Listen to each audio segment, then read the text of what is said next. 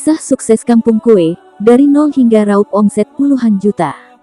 Berawal keinginannya untuk memberdayakan kaum ibu-ibu yang semula menganggur menjadi produktif, Khoirul Mahpuduah, 53 tahun, mulai membangun komunitas usaha Kampung Kue. Kerja keras dan keinginan untuk berubah telah membawanya menjadi pebisnis sukses.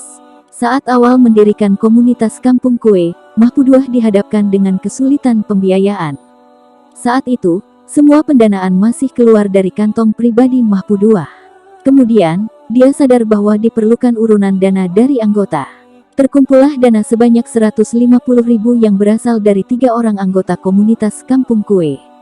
Dana tersebut digunakan untuk simpan pinjam anggota jika memerlukan dana untuk membuat kue. Seiring berjalannya waktu, anggota komunitas terus bertambah, dari 10 orang menjadi 15 orang, seterusnya hingga kini ada 63 orang. Setiap anggota diarahkan untuk memiliki simpanan pokok 50.000 dan simpanan sukarela disesuaikan dengan kemampuan anggota, sementara simpanan wajibnya 10.000 per bulan. Saat pertama kali berdiri komunitasnya kesulitan dalam pendanaan.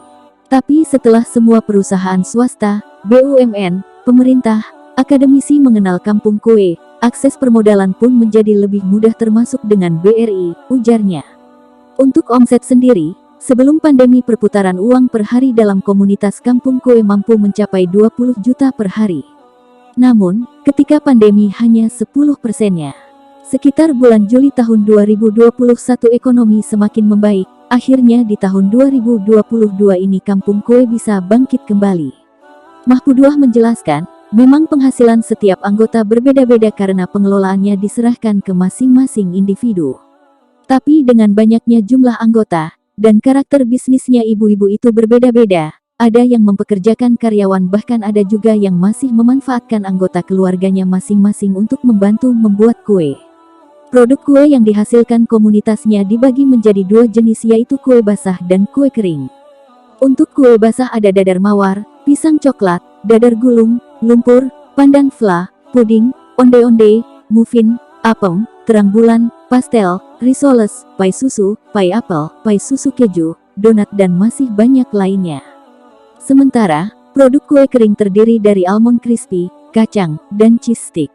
Untuk harga, Kampung Kue mematok di kisaran 1.500 sampai 4.500 untuk kue basah.